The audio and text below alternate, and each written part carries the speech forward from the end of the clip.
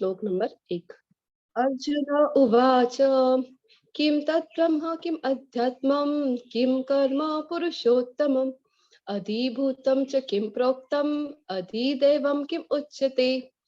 અર્જુને પૃચ્છા કરી, શું પૂછી રહ્યા છે અર્જુનજી? તો હે ભગવાન, હે પુરુષોત્તમ, બ્રહ્મ શું છે, આત્મા શું છે, સકામ કર્મ શું છે, આ ભૌતિક જગત શું છે, અને દેવો શું છે, કૃપા કરી આ બધું મને સમજાવો.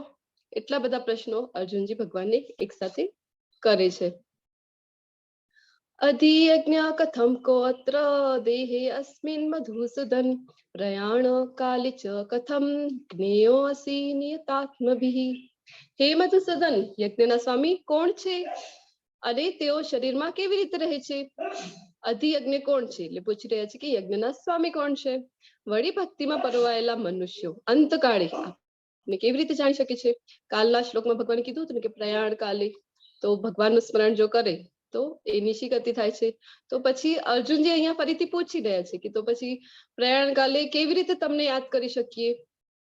તો આ બધા પ્રશ્નોના જવાબ એક સાથે આ 8 પ્રશ્નો અર્જુનજી પૂછી લે છે અને પછી ભગવાન જે છે બધા પ્રશ્નોના જવાબ આપે છે. જરા મરણ મોક્ષાય મામાશ્રિત્ય યતંતિ તે બ્રહ્મ તદ્વિદુ કુત્સ્મમ અધ્યાત્મમ કર્મ ચાખિલમ. હવે આ છે કાલના અધ્યાયના શ્લોકો. આ બંને જે તમારી સમક્ષ છે ને 7.29 અને 7.30. તો આ બંને શ્લોકોમાંથી અર્જુનજી કયા કયા શબ્દો પાડી લીધા છે? તો બ્રહ્મ, અધ્યાત્મ, અધિદૈવમ, અધિયજ્ઞમ અને પ્રયાણકાલે. આ બધા જે શબ્દો છે એ અર્જુનજી ત્યાંથી પકડી લે છે એ શ્લોકમાંથી અને પછી એના ઉત્તર ભગવાનજી આપે છે. તો આવી રીતે અધ્યાય 8 ની શરૂઆત થઈ છે. હવે હકીકતમાં તો કેવું છે ને કે અર્જુનજીને જયારે ભગવાને આ જ્ઞાન આપ્યું હતું ભગવદ્ ગીતાનું, તો કેવળ 45 મિનિટ્સમાં જ આખી ભગવદ્ ગીતા બોલાઈ ગઈ છે અને અર્જુનજીને સમજમાં આવી ગઈ છે. કારણ કે ભગવાનના શાશ્વત ભક્ત છે અને ભગવાનને સંપૂર્ણ શરણાગતિ સ્વીકારે છે. ભગવાનની પહેલા પણ કીધું છે અને આગળ પણ કહેશે કે તું મારો દ્વેષ નથી કરતો. પહેલા ભગવાને કીધું હતું કે ભક્તો અસી મેં સખા ચેતી, કે તું મારો ભક્ત છે અને મિત્ર છે. તો એવી પાત્રતા છે અર્જુનજીની. એ ભગવાનના અનન્ય ભક્ત છે, શાશ્વત ભક્ત છે. તો ભગવાને તો આ બધા જે અધ્યાય છે ને કે અધ્યાય 1 ની શરૂઆત, હવે અધ્યાય પહેલો પૂરો થયો, હવે બીજો અધ્યાય, એવી રીતે તો બોલાયું નથી, કન્ટિન્યુઅસલી બોલાયું છે. પણ આચાર્યોએ શું કર્યું છે કે આપણને સમજવામાં ઈઝી પડે એટલા માટે એને અલગ અલગ અધ્યાયમાં વિભક્ત કર્યા છે.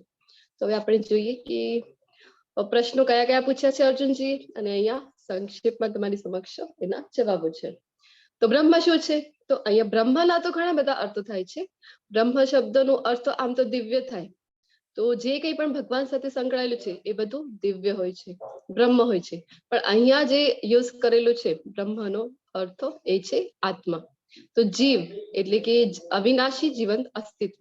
આપણે બધા શું છીએ? તો આપણે બ્રહ્મ આત્મા છીએ. એવી રીતે બ્રહ્મ અહીંયા યુઝ કરેલું છે. પછી અધ્યાત્મ, અર્જુનજી જે પૂછ્યું કે અધ્યાત્મ શું છે? તો શરીરનો નિયંત્રક કોણ છે? તો જીવનો સ્વભાવ ભગવાન અહીંયા બતાવવાના છે આન્સરમાં. સકામ કર્મ એટલે કે ફળદાયી પ્રવૃત્તિઓ, તો જે ફળ સાથે જોડાયેલા છે, ફળની આશા સાથે જે જોડાયેલા છે એવા સકામ કર્મ શું છે એ પૂછી રહ્યા છે અર્જુનજી. આપણે આખા કર્મયોગમાં સકામ કર્મ વિશે વિસ્તારમાં જોયું છે. તો ભૌતિક શરીર તરફ જે દોરી જતી ક્રિયાઓ છે એ બધી શું છે? સકામ ક્રિયાઓ. અધિભૂત એટલે કે ભૌતિક જગત શું છે? તો ભૌતિક પ્રકૃતિ. ભગવાન જવાબ આપવાના છે. અધિદેવ એટલે કે સર્વોચ્ચ દેવ કોણ છે? બધા દેવતાઓમાં વિરાટ રૂપ, જેમાં તમામ દેવોનો સમાવેશ થાય છે. કે વિરાટ રૂપ દર્શન 11મા અધ્યાયમાં આપણે જોવાના છીએ. ભગવાન જે વિરાટ રૂપ દર્શન આપશે તો બધા દેવોના દર્શન એમાં કરાવે છે ને ભગવાન. શિવજીના દર્શન કરાવે છે, ગણેશજીના દર્શન કરાવે છે, ઇન્દ્રના દર્શન, બ્રહ્માજીના, બધા દેવોના, મરુતો, એવા બધા જ દેવતાઓ જે છે બધાના દર્શન ભગવાન પોતાના વિરાટ રૂપમાં કરાવે છે. પછી પૂછી રહ્યા છે કે અધિ યજ્ઞ કોણ છે? એટલે યજ્ઞના સ્વામી કોણ છે? તો પરમાત્મા પોતે યજ્ઞના સ્વામી છે. અધિયજ્ઞ ક્યાં રહે છે? તો બધાનો હૃદયમાં રહે છે. મૃત્યુ સમયે કૃષ્ણને સ્મરણ કેવી રીતે કરવું? તો જીવનભર જો સ્મરણનો અભ્યાસ કર્યો હોય તો મૃત્યુ સમયે આપણને કૃષ્ણ યાદ આવે છે. હવે ભગવાન આન્સર આપવાની શરૂઆત કરી રહ્યા છે. શ્રી ભગવાન ઉવાચ અક્ષરમ બ્રહ્મ પરમમ સ્વભાવો અધ્યાત્મ ઉચ્યતે ભૂત ભાવોદ્ભવ કરો વિસર્ગ કર્મ સંનિતઃ. પૂર્ણ પુરુષોત્તમ પરમેશ્વરે કહ્યું અવિનાશી તથા દિવ્ય જીવને બ્રહ્મ કહે છે કે આપણે જે છે કે આપણે જીવાત્માઓ છે તો આપણે બધા આત્મા છે ને આપણી અંદર આપણે બીજા અધ્યાયમાં જોયું છે તો આત્મા કેવું છે સનાતન છે શાશ્વત છે અને આપણે ભગવાનના જ અંશ છીએ ને પણ આપણામાં ને પરમાત્મામાં ફરક છે આ જે પરમાત્મા છે પૂર્ણ પુરુષોત્તમ ભગવાન જે છે એ વિભુ છે અને આપણે શું છીએ તો એના અંશ માત્ર છીએ તો બ્રહ્મ એટલે કે આત્મા અને તેના સનાતન સ્વભાવને અધ્યાત્મ અથવા આત્મા કહે છે કે જે જીવનો સ્વભાવ છે જીવનો સ્વભાવ જે છે કૃષ્ણ સાથેનો આપણો જે સંબંધ છે એ જો આપણને યાદ રહે તો આપણે ભગવત પ્રાપ્તિ કરી શકીએ છીએ આપણે જોયું હતું ને કે ચૈતન્ય ચરિતામૃતમાં પણ ચૈતન્ય મહાપ્રભુ બતાવે છે કે જીવેર સ્વરૂપ હે કૃષ્ણ નિત્યદાસ તો આપણું જે સ્વરૂપ આપણે વિસરી ગયા છે જેના કારણે આપણે અહીંયા હેરાન થઈ રહ્યા છીએ તો જીવોના ભૌતિક શરીરનો જે વિકાસ થવાની પ્રક્રિયા સાથે સંકળાયેલા કાર્યો છે એ બધા કયા કહેવાય તો એ બધા સકામ કર્મો છે હવે જો જે મૃત્યુ સમયે આપણે જે ભાવમાં શરીરને ત્યજીએ છીએ ને મૃત્યુ સમયે બે વસ્તુઓ હોય છે એક તો આખા જીવનમાં આપણે કેવા કર્મો કર્યા છે અને બીજું કે કેવા ભાવમાં આપણે શરીર ત્યાગ કરીએ છીએ કયા ચિંતનમાં આપણે શરીર ત્યાગ કરીએ છીએ તો એ પ્રમાણે આપણને નેક્સ્ટ જન્મ જે છે એ મળી રહે છે ખૂબ ખાવાનો શોખ હોય કે ગમે તે વસ્તુ જે કઈ પણ સામે આવે એ બધું ખાઈ લે તો આવું બધું ખાવાનો શોખ છે તો ભગવાન એવી વ્યવસ્થા કરી આપે છે કારણ કે આપણા કર્મો જે છે એ એવા હોતા નથી ને કે નેક્સ્ટ બર્થમાં આપણને હ્યુમન બિંગમાં જ ફરીથી હ્યુમન બોડીમાં જ આપણને જન્મ મળે મનુષ્ય યોનિમાં જન્મ મળે એવા આપણા કર્મો હોતા નથી તો આપણને પછી ભગવાન વ્યવસ્થા કરી આપે ખૂબ ખાવાનો શોખ છે કઈ પણ ખાવાનો શોખ છે તો પછી ડુક્કરની યોનિમાં જન્મ આપે છે પછી જો ખૂબ ભોગો ભોગવવાની ઈચ્છા હોય તો એની પણ વ્યવસ્થા કરી આપે છે ભગવાન એવા પશુઓનીમાં જન્મ આપે છે અને જો આપણે ખૂબ સારા કર્મો કર્યા હોય સકામ કર્મો છે સારા કર્મો છે ખૂબ પુણ્ય કર્મો કર્યા હોય તો પછી સ્વર્ગલોકમાં આપણે ત્યાં જઈને બધા ભોગ ભોગવી શકીએ છીએ તો એવી વ્યવસ્થા કરી આપે છે અને કૃષ્ણની ભક્તિ કરી હોય તો પછી ભગવાનના ધામમાં આપણને એન્ટ્રી મળે તો જેવા કર્મો આપણે કર્યા છે પૂરા જીવનમાં અને જેવા ભાવમાં શરીરનો ત્યાગ કર્યો છે એના અકોર્ડિંગ નેક્સ્ટ બર્થ જે છે આપણને મળે છે તો ઘણી વખત એવું હોય છે ને કે આખી લાઈફ શું છે તો એન્જિનિયર બનવાની જો ઈચ્છા હોય એન્જિનિયર બનવું છે પણ શરીર ત્યાગ કરતી વખતે એ જ જો મનમાં ઈચ્છા હોય તો પરમાત્મા ખૂબ દયાળુ છે ખૂબ કૃપાળુ છે તો આપણને નેક્સ્ટ બર્થમાં એવી વ્યવસ્થા કરી આપે છે કે આપણે એન્જિનિયર બનવાની જે ઈચ્છા હતી પહેલા એ પૂરી થાય પણ કેવી રીતે કર્મો એવા ન હતા કે ફરીથી મનુષ્યોનીમાં પણ જન્મ મળે એવા કર્મો આપણા ન હતા તો પછી ભગવાન જે છે ને એ સુગ્રીના યોનિ સુગ્રી નામનું જે પક્ષી હોય છે વુડ પેકર જેને કહેવામાં આવે છે તો બધાને ખબર છે કે એ માળું જે છે કેવું બનાવે છે કોઈ એન્જિનિયર નું જેવું કામ હોય ને એવું એના માળું એવી સુંદર રીતે એ બનાવે છે અને એમાં બે હોલ્સ હોય છે એક હોલ જે હોય છે એ ફોલ્સ હોલ હોય છે તો ત્યાંથી જો સાપ વગેરે એવા જીવો જો જાય ત્યાંથી તો એને ખબર પડે કે આ તો ખોટું કારણું છે ત્યાંથી એન્ટ્રી ન મળે પછી નીચે એક નાનકડું હોલ હોય છે જ્યાંથી પોતે એન્ટર કરી શકે છે તો સુગ્રીના જે યોનિમાં જન્મ મળે એન્જિનિયર બનવાની ઈચ્છા હતી પછી નેતા બનવાની ઈચ્છા હોય તો પછી એવી વ્યવસ્થા ભગવાન કરી આપે છે કૂતરાઓની યોનિમાં જન્મ મળે ત્યાં પછી આપણે જોઈએ ને કે એક કૂતરો દોડતો હોય ને એની પાછળ 5-6 કૂતરાઓ હોય તો આવી રીતે ભગવાન આપણી જે છે ઈચ્છા પૂરી કરે છે આપણા કર્મો એવા હોતા નથી તો એ પ્રમાણે આપણને એ યોનિમાં જન્મ લેવું પડે છે અધિભૂતમ ક્ષરો ભાવ પુરુષાધિદૈવતમ અધિયજ્ઞો અહમેવાત્ર દેહે દેહવૃતાંબર હે દેહધારીઓમાં શ્રેષ્ઠ નિરંતર પરિવર્તનશીલા ભૌતિક પ્રકૃતિ અધિભૂત એટલે કે ભૌતિક પ્રાગટ્ય કહેવાય છે સૂર્ય તથા ચંદ્ર જેવા દેવોનો જેમાં સમાવેશ થાય છે તે ભગવાન વિરાટ રૂપ અધિદેવ કહેવાય છે અને પ્રત્યેક દેહધારીના હૃદયમાં પરમાત્મા રૂપે સ્થિત હું પરમેશ્વર એ અધિયજ્ઞ યજ્ઞનો સ્વામી કહેવાઉં છું હવે આપણે જે ભૌતિક પ્રકૃતિમાં છીએ તો ભૌતિક પ્રકૃતિ આપણે જોઈ શકીએ છીએ કે કેવી છે તો કન્ટિન્યુઅસલી ચેન્જ થયા કરે છે અહીંયા એક્ઝામ્પલ બટરફ્લાય નું આપેલું છે કે કેવી રીતે વિવિધ અવસ્થામાંથી પસાર થઈ ને પછી બટરફ્લાય બને છે તો પહેલા કેવું નાનકડું એ જીવ હોય છે અને પછી પ્યુપા કકુન એવી જે સ્ટેजेस હોય છે બટરફ્લાયની લાઈફ સાયકલમાં. તો પહેલા તો ચાલવું પણ એના માટે કેટલો મુશ્કેલ હોય છે કે માન થોડું થોડું ધીરે ધીરે ચાલી શકે છે. અને પછી જ્યારે ચેન્જ થઈ પછી જ્યારે બટરફ્લાય બની જાય છે તો કેવી રીતે જ્યાં એની ઈચ્છા હોય ત્યાં એ ઉડી શકે છે. તો એવી રીતે આપણી આજુબાજુ પણ જે ભૌતિક પ્રકૃતિ છે તો કેવી છે, નિરંતર પરિવર્તનશીલ છે. હવે થોડાક સમય પહેલા આપણે જોઈએ તો આપણી આજુબાજુ અથવા તો આપણે જે સિટીમાં રહેતા હોઈએ ત્યાં થોડાક સમય પાછળ આપણે જોઈએ તો કન્ટિન્યુ બધું ન્યૂ ત્યાં દેખાય છે, બધું ત્યાં પરિવર્તનશીલ હોય છે. હરે કૃષ્ણ. Just a moment.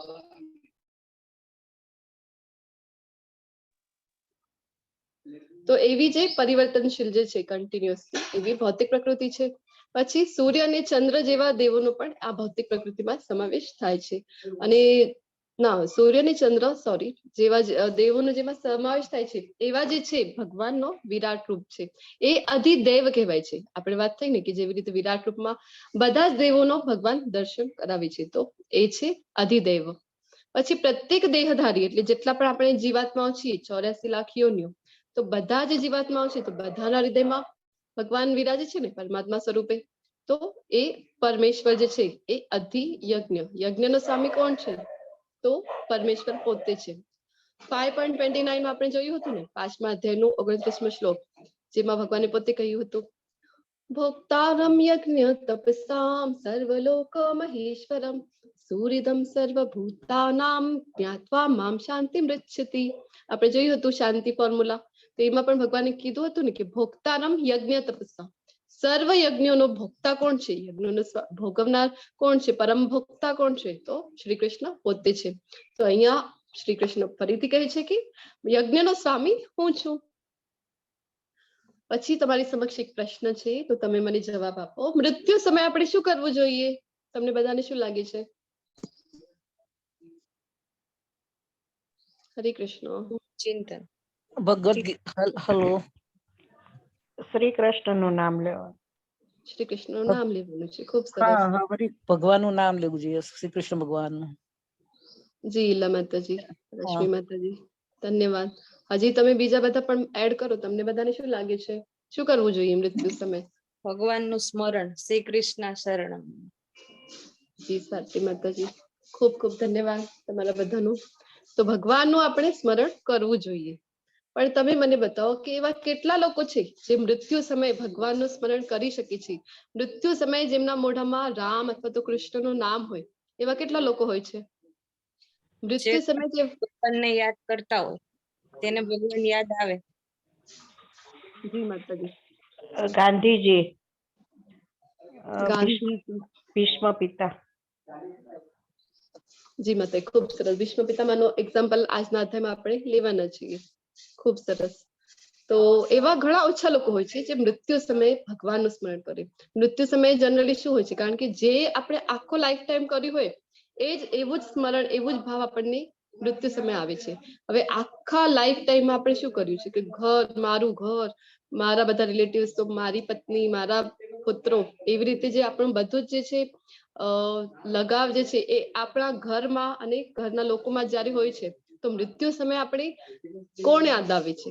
તો આખા લાઈફ આપણે જે કર્યું છે આપણે બધું ભેગું જ કર્યું હોય લાઈફ ટાઈમ, તો આપણે મૃત્યુ સમય ભગવાન ક્યાંથી યાદ આવે? ને મૃત્યુ સમય કેવું હોય છે તો કહેવામાં આવે છે કે ગલામાં જે છે કફથી રૂંધાઈ જાય છે, કંઠ જે છે તો બોલી નથી શકાતું. મૃત્યુ જે સમય હોય ને એ પણ ખૂબ પીડાદાયક હોય છે, શાસ્ત્રોમાં વર્ણન છે.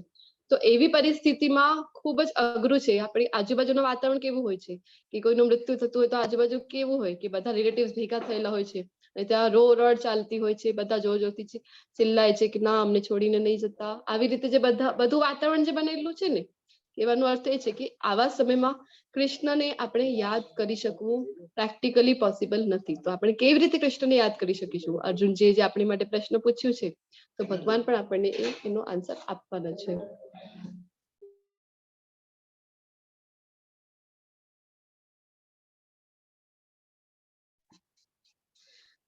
તો ભગવાન કહી રહ્યા છે કે અંતકાલે ચ મામ એવ સ્મરન મુક્ત્વા કલેવરમ ય પ્રયાતિ સમદ્ભાવમ યાતિ નાસ્યત્ર સંશયઃ.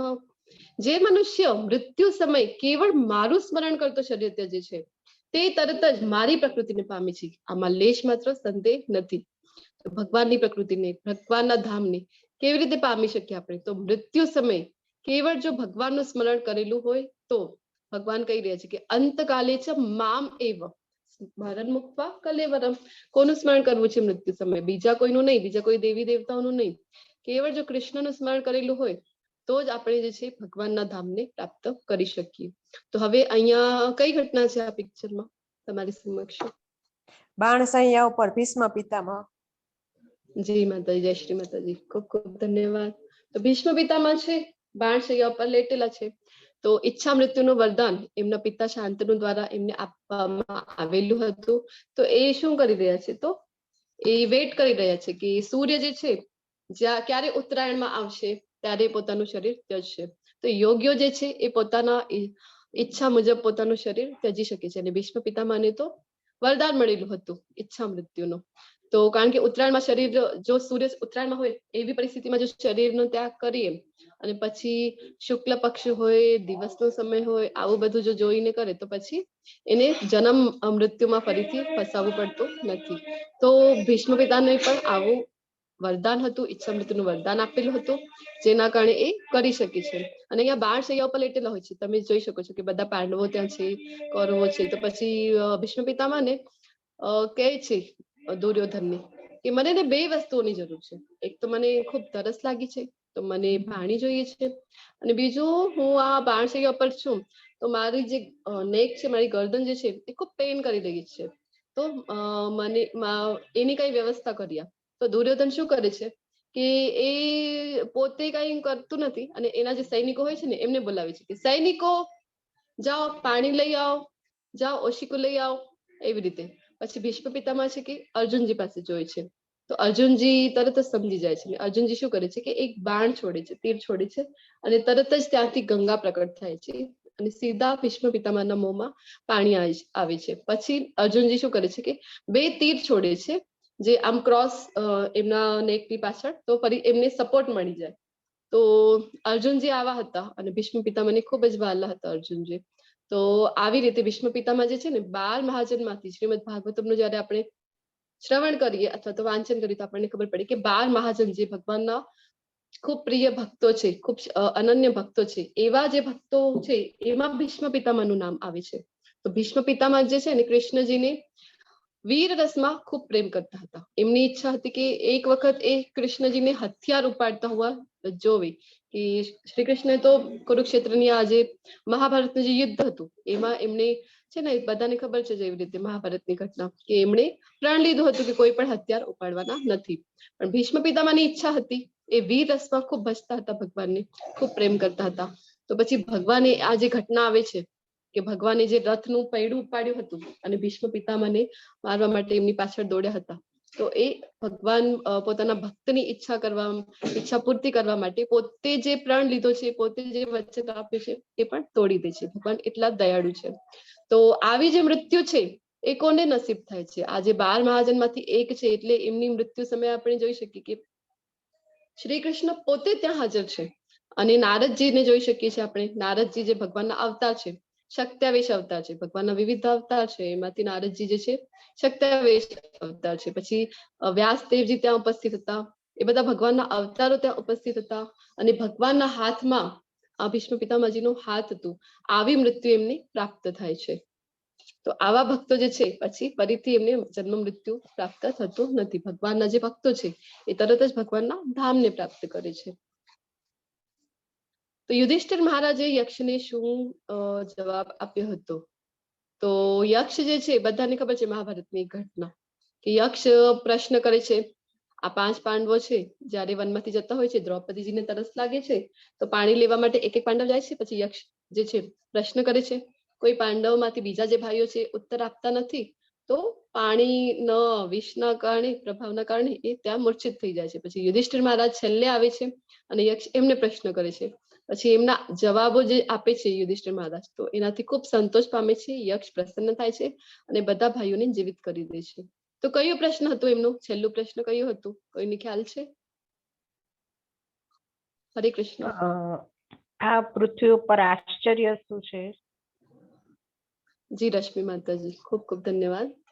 તો સૌથી મોટો આશ્ચર્ય આ પૃથ્વી પર કયું છે? આવું યક્ષ પ્રશ્ન કરે છે. તો એના આન્સરમાં હવે આન્સર શું આપે છે? બધા મૃત્યુ પામે છે છતાં પણ એ મૃત્યુ માટે તૈયાર નથી હોતા જ્ઞાનથી. જી બેલા માતાજી, ખૂબ ખૂબ ધન્યવાદ. હા, હરે કૃષ્ણ. હરે કૃષ્ણ. સ્કૂલમાંથી આજે જોઈન કરું છું તમને. ઓકે, ખૂબ સરસ બેલા માતાજી. તો અહીંયા તમારી સમક્ષ છે કે hundreds and thousands of living entities meet death at every moment, but a foolish living being nonetheless thinks himself deathless and does not prepare for death. This is the most wonderful thing in this world.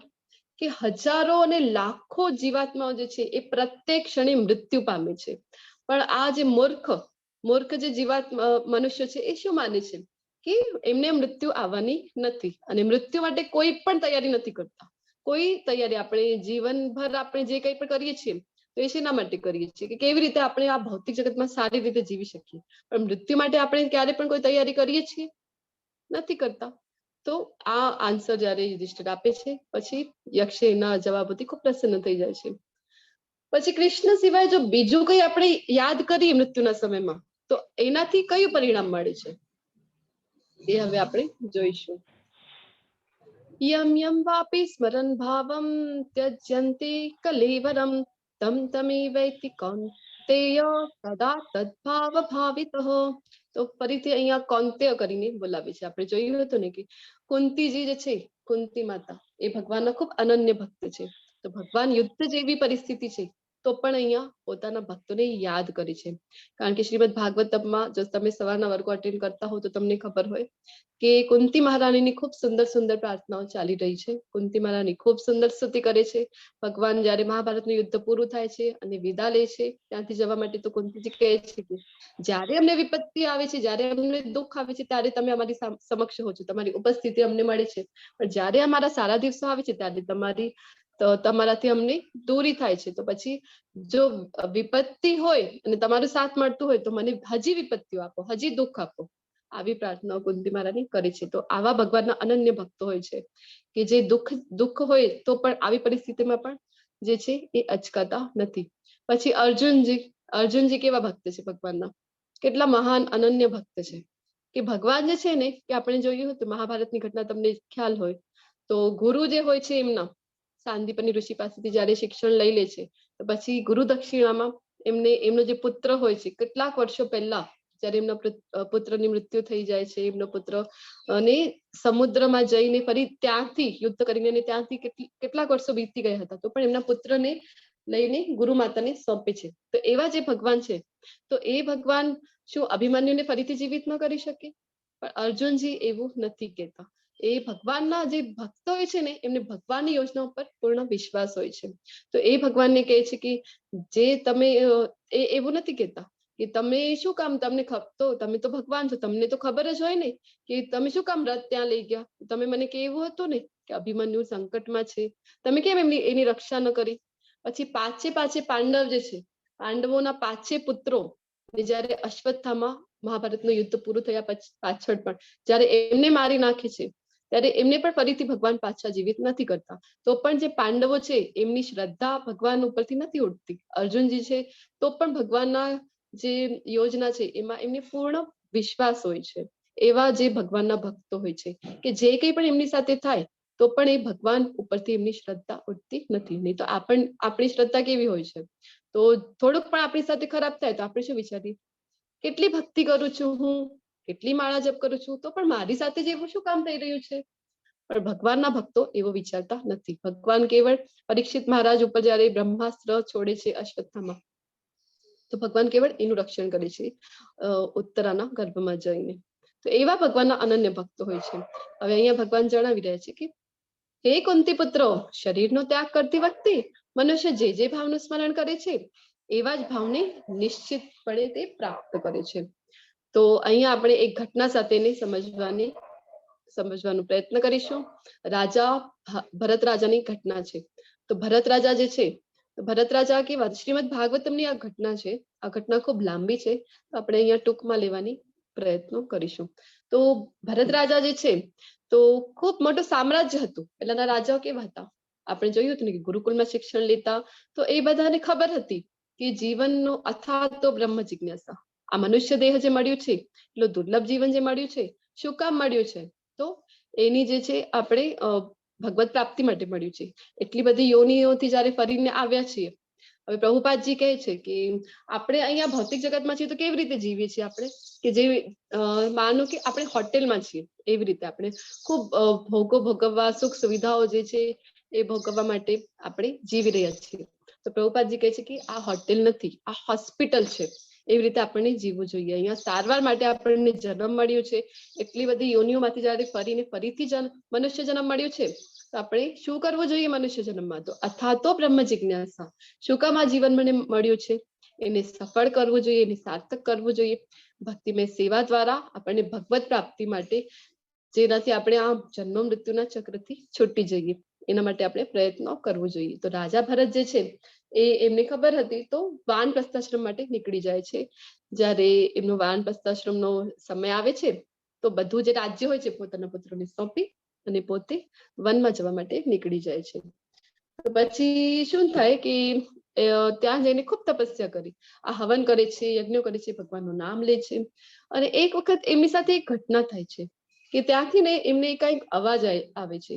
તો એમને એ જોયે છે કે ક્યાંથી અવાજ આવી રહ્યું છે, શું અવાજ આવી રહ્યું છે. તો એમને એક હરિણી દેખાય છે જે દોડતી હોય છે, સગર્ભા હોય છે ને એ દોડતી હોય છે, અને એની પાછળ એક હિંસક પશુ પડેલું હોય છે. તો જેના કારણે એ પોતાનો જીવ બચાવવા માટે દોડતા દોડતા નદીમાં કૂદી પડે છે. તો નદીમાં કૂદે છે ત્યારે શું થઈ જાય છે, એનો પ્રસવ થઈ જાય છે. એક નાનકડા હરણને એ જન્મ આપે છે, પણ પોતે જે છે પાણીમાં તણાઈને એનો મૃત્યુ થઈ જાય છે. તો ભરત રાજા જયારે જોઈ છે તો એને ખૂબ ખોટું લાગે છે, એને ખૂબ ખરાબ લાગે છે. એને થાય છે કે કરુણા આવે છે એ હરણના બચ્ચા ઉપર. એને થાય છે કે અરે કેવું કહેવાય કે જન્મ આપતા જ એની માતા જે છે એ મૃત્યુ પામી છે, તો હવે આ મારું કર્તવ્ય કહેવાય કે એને મને પાલન પોષણ કરવું જોઈએ. હવે અહીંયા સુધી તો ઠીક છે કે હરણના બચ્ચાને એ અનાથ થઈ ગયું હતું, કોઈ એનું નહોતું, તો પોતે લઈ આવે છે અને એની સંભાળ રાખે છે. પણ શું કરવું જોઈતું હતું કે જયારે મોટું થઈ જાય ત્યારે એને છોડી દેવું હતું. પણ શું થાય છે ભરત રાજા સાથે, આટલું બધું સામ્રાજ્ય છોડીને વનમાં આવી ગયા, ભગવાનની સેવા ખૂબ કરે છે, પણ એક હરણના બચ્ચામાં એટલી આસક્તિ થઈ જાય છે એમને કે જે કંઈ પણ કરે દિવસભરમાં તો હરણના બચ્ચામાં જ એમનું ધ્યાન હોય કે શું કરે છે આ બચ્ચું, શું કરે છે, ક્યાં ઠેકડા મારે છે, એને કઈ ખાધું છે કે નથી. તો દિવસભર એ જ જોઈએ છે કે હરણનું બચ્ચું શું કર્યા કરે છે. હવે પોતાના યજ્ઞ માટે પણ લકડીઓ લેવા જાય તો એને પોતાના ખભા ઉપર પકડીને લઈ જાય. તો આખો દિવસ એ હરણમાં જ એમનું મન જે છે. આવ્યા તો હતા ભગવત પ્રાપ્તિ માટે, પણ અહીંયા આવીને શું થઈ ગયું, તો હરણમાં આસક્તિ થઈ ગઈ. પછી એક દિવસ શું થાય છે, થોડું મોટું જયારે થઈ જાય છે આ બચ્ચું, તો પછી અહીંયા ત્યાં દોડવા લાગે છે. તો એક દિવસ એવું થાય છે કે એમને મળતું જ નથી. આ બચ્ચાને શોધે છે કે હરણનું બચ્ચું ક્યાં ગયું આવી શોધતા શોધતા એ જયારે જાય છે તો પર્વત જેવું હોય છે, ટેકડી જેવું, એના ઉપરથી એમનું પગ લપસી એમનું મૃત્યુ થઈ જાય છે. અને મૃત્યુ સમય શું કરે છે, તો હરણના બચ્ચાનું સ્મરણ કરે છે. તો પછી હરણના બચ્ચામાં સ્મરણ કરતા કરતા એમનું જે છે એ દેહ ત્યજી દે છે. તો પછી શું થાય છે કે અંત સમય આપણે જોયું ને કે અંત સમય જે ભાવને આપણે સ્મરણ કરીએ, તો હરણમાં આટલી આસક્તિ હતી એટલે બીજો જે જન્મ હતું એમને હરણની યોનિમાં મળે છે. તો હરણની યોનિમાં જન્મ મળે છે, પણ પૂર્વ જન્મના કર્મ ખૂબ સારા હતા, એમના ખૂબ હવન યજ્ઞ કર્યા હતા, જેના કારણે એમની સ્મૃતિ રહે છે પહેલાના જન્મની. તો એમને યાદ આવે છે કે અરે મેં કેટલો બધો સામ્રાજ્ય હતું એનું ત્યાગ કર્યું, પછી એટલા ભગવાનનું નામ જપ કર્યું, હવન કર્યું, પછી શું થયું, એક હરણના બચ્ચામાં આસક્તિના કારણે મને હરણની યોનિમાં ફરીથી જન્મ લેવું પડ્યું. તો પછી એમને ખબર પડે છે, તો ત્યાં એમની એક આશ્રમ પાસે જાય છે જ્યાં સાધુ સંતો રહેતા હોય છે. પછી એમનું ઉચ્છિષ્ટ જે હોય છે એનું એ પાન કરે છે, એનું સેવન કરે છે. અને એક દિવસ શું થાય છે કે એ જે સંતોની આજુબાજુ રહે છે ત્યાં આગ લાગી જાય છે. તો પછી એ હરણનું જે ભરત રાજા હતા બીજા જન્મમાં એમનું મૃત્યુ થઈ જાય છે. પછી એની પાછળ શું થાય છે કે સંતોની સાથે હતા અને મંત્રોને એ બધું સાંભળેલું હતું. તો પછી શું થાય, એની પાછળ જે ત્રીજો જન્મ એટલે કે મળે છે, તો પછી બ્રાહ્મણ કુટુંબમાં જન્મ મળે છે. બ્રાહ્મણ કુટુંબમાં જન્મ મળે છે તો પછી એ વિચારે છે, એમને ફરીથી સ્મૃતિ હતી પહેલાના 2 જન્મોની. તો પછી વિચારે છે કે અરે હરણના આસક્તિના કારણે મને ત્રીજો જન્મ લેવો પડ્યો છે. હવે હું કઈ બોલીશ જ નહીં, હવે માયામાં ફસાવું જ નથી મારે. તો કઈ બોલતા જ નથી. તો બીજા બધા જે લોકો હોય છે ને એ બધા લોકોને એમ થાય કે કઈ બોલતું જ નથી એટલે કે ખૂબ મૂર્ખ લાગે છે. તો જડ ભરત એનું નામ પાડી દીધું કે જડ છે આવી રીતે જડ ભરત એનું નામ પાડી દે છે. પછી એક સમય શું થાય છે કે વનમાં જે લૂંટારા હોય છે ને એ એક મહાકાલીનું હવન કરતા હોય છે, જેના માટે એમને બલિ આપવી હોય. તો એના માટે એ એમની દ્રષ્ટિ પડે છે જળ ભરત ઉપર, તો એને પકડીને લઈ જાય છે મહાકાલીની સમક્ષ. તો મહાકાલીને ખૂબ ગુસ્સો આવી જાય છે. તો એ સાક્ષાત ત્યાં પ્રકટ થાય છે અને જેટલા પણ લૂંટારાઓ હતા ને એ બધાને મારી દે છે. જળ ભરતને છોડીને બધાને મારી દે છે. પછી થોડાક સમય પાછળ ફરીથી એક ઘટના થાય છે કે રાજા રાહુગણ હોય છે એની પાલખી એ વનમાંથી જઈ રહી હોય છે. તો ત્યાં ને એક જણની જરૂર હોય છે પાલખી ઉપાડવા માટે. તો બધા કહે છે કે ત્યાં એમની દૃષ્ટિ પડે છે ફરીથી જળ ભરત ઉપર. તો વિચારે છે કે કેવું હૃષ્ટપૃષ્ટ છે, તો ચાલો ને એને જ લઈ જઈએ રાજા સમક્ષ. તો એને લઈ જાય છે અને પાલખી ઉપાડવા માટે એને કહેવામાં આવે છે. તો ભગવાનના ભક્ત હતા, ખૂબ કરુણા હતી જળ ભરતમાં. તો શું કરે, બધા જીવ માત્ર ઉપર એમની દયા હતી, કરુણા હતી. તો નીચે જોઈને ચાલે કે અરે મારાથી કોઈ પણ પાપ ન થઈ જાય, તો કોઈ કેડી ઉપર પગ ના આવી જાય. તો નીચે જોઈને ચાલે અને કોઈ પણ જીવ દેખાય તો આમ ઠેકડા મારે. તો ઠેકડા મારે તો શું થાય કે રાજાની જે પાલકી હતી એ હલક ડુલક થાય છે. તો પછી રાજા ગુસ્સે થઈ જાય છે. રાજા કહે છે કોણ છે આ મૂર્ખ, આવી રીતે શું કામ કરે છે. પછી રાજા પાલખીને ત્યાં જ થોભાવી દે છે અને પછી એમાંથી ઉતરી જાય છે પોતે રાજા. અને પછી એ જળ ભરત સામે જઈને ખૂબ ખરું ખોટું બોલી દે છે જળ ભરતને એ રાજા. તો પછી ત્યાં સુધી તો જળ ભરત છે એ ચૂપ રહે છે. પછી જે જળ ભરત હતા એ જ્ઞાન આપવાનું શરૂ કરે છે. તો પછી રાજાને ખબર પડે છે કે તો ખૂબ જ્ઞાની છે. તો રાહુગણ રાજા પછી ક્ષમા માંગે છે.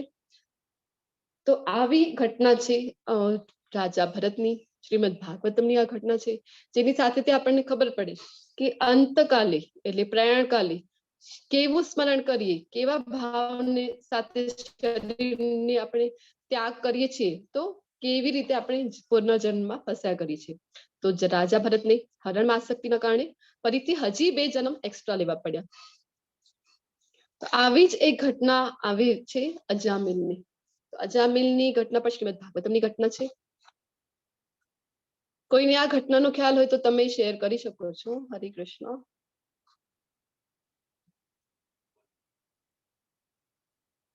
રશ્મિ માતાજી તમે શેર કરશો? હા માતાજી. અજામિલ પેલા ખૂબ ખરાબ કૃત્ય કરતો હતો અને લોકોને મારી નાખતો હતો ને એવું. ત્યારે પછી એના ઘરે સાધુ આવે છે, સંત આવે છે અને એ પછી શોર્ટમાં કહું માતાજી આ જ છે ને? જી ના માતાજી, બરાબર માતાજી. છે. હા તો આઈ થિંક હું જે કહું છું એ તો અંગુલીમાન છે. આ અજામિલ છે એ સારી પેલા એને બ્રાહ્મણ કુટુંબમાં એમનો જન્મ થયેલો હોય છે. હા અને ભક્તિભાવ કર્યું હતું, પણ ત્યાં એ જે 2 પ્રણય કરતા હોય છે એ વ્યક્તિને જોઈ જાય છે ને અને એનું મન એમાં ખેંચાય છે. આઈ થિંક એવી છે માતાજી. હું જી જે માતાજી, બરાબર છે. ટીકા માંગતી હતી ને એ અંગુલીમાનની હતી અને આ અજામિલની છે અને એમાં એનું પતન થાય છે. જી માતાજી, ખૂબ ખૂબ ધન્યવાદ રશ્મિ માતાજી. માતાજી. અજામિલની ઘટના શ્રીમદ ભાગવતમની ઘટના છે. તો એમાં શું થાય છે કે અજામિલનો જન્મ થાય છે બ્રાહ્મણ કુટુંબમાં. બ્રાહ્મણ કુટુંબમાં જન્મ હોય છે તો ખૂબ પૂજા પાઠ કરે, ખૂબ સારા કર્મો કરતો હોય છે. પણ એક દિવસ શું થાય છે કે બ્રાહ્મણ હોય છે તો એ લોકોનું ઘર કેવી રીતે ચાલે, તો ભિક્ષા કરીને એ લોકોનું ઘર ચાલે છે. પછી એક દિવસ એ વનમાં જાય છે ફૂલ તોડવા માટે. પૂજા કરવા માટે એને ફૂલની આવશ્યકતા હતી તો ફૂલ તોડવા માટે વનમાં જાય છે. તો ત્યાં એને અવાજ આવે છે. તો થોડાક અવાજ એને સંભળાય છે તો એ જોય છે. તો જોય છે તો એક ગણિકા હતી અને એના સાથે એક શુદ્ર પુરુષ. તો એ લોકોને એ જોય છે. તો પછી જોય છે ત્યાં સુધી કોઈ વાત નથી. પણ આપણે જોયું હતું ને કે બીજા અધ્યાયના 62 અને 63 નંબરનું જે શ્લોક હતું એમાં કે વ્યક્તિનું પતન કેવી રીતે થાય છે, એમાં ભગવાને જણાવ્યું હતું ને કે ધ્યાયતો વિષયાન પુંસો એ શ્લોકમાં ભગવાને જણાવ્યું હતું કે જોઈ ત્યાં સુધી કોઈ વાંધો નથી, પણ સતત એનું ચિંતન જો કરીએ તો પછી શું થાય છે, તો કામના ઉત્પન્ન થાય છે. પછી કામના ઉત્પન્ન થાય છે, એ પૂરી ન થાય તો શું થાય, તો ક્રોધ ઉત્પન્ન થાય છે. ક્રોધથી મોહ થાય છે, મોહથી બુદ્ધિ ભ્રષ્ટ થાય છે. બુદ્ધિ ભ્રષ્ટ થવાથી શું થાય છે, તો મનુષ્યનું પતન થાય છે. એવી રીતે આપણે જોયું હતું ને. તો એવી રીતે અજામિલ જે છે, તો એ જે જોઈ છે ત્યાં સુધી કઈ વાંધો નથી, પણ પછી એને મનમાં વિચાર આવે છે કે અરે આ શુદ્ર પુરુષની જગ્યાએ તો આ ગણિકા સાથે હું હોવું જોઈએ. તો પછી એ ઘરે જાય છે અને એની પત્નીને કહે છે કે તો આખો દિવસ કેટલું કામ કરે છે, તો થાકી જતી હોઈશ ને. તો એની પત્ની કહે કે ના ના, તમે તો મારા સ્વામી છો, તમારું કામ કરવામાં હું તો ન થાકું. તો એ કહે છે તને કોઈ ની મદદ કરવા વાળીની જરૂર હોય, તો એ કહે છે ના પાડી દે છે. પણ તો પણ અજામિલ જાય છે એ ગણિકા પાસે ને એને કહે છે કે મારી સાથે લગ્ન કર. તો એ ગણિકા હસે છે, કે છે કે તું બ્રાહ્મણ કુળમાં છે, એટલા ઊંચા કુળમાં જન્મેલો છે, અને પોતે તો ગણિકા છે એવું એને દર્શાવે છે.